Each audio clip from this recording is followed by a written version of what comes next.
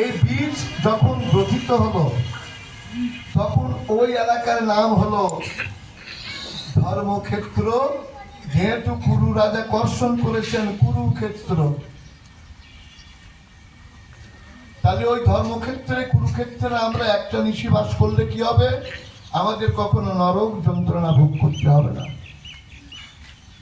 এবং ওইখানে যারা প্রাণ বিসর্জন দেবে, তো তখন ধর্মরাজ যুধিষ্ঠিরের অন্তরে মনে হলো যে আমাদের নিজেরই তো জায়গা আছে।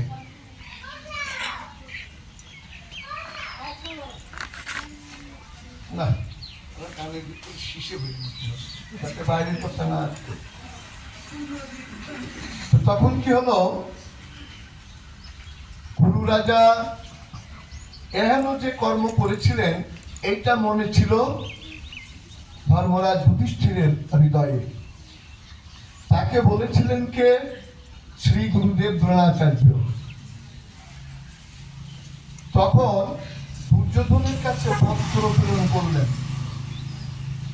যে দেখো, যেহেতু যুদ্ধ অবসম্ভাবী, এই যুদ্ধটা হরিয়ানা রাষ্ট্রের কুরুক্ষেত্রের রণাঙ্গনে অনুষ্ঠিত হোক, তুমি কি রাজি?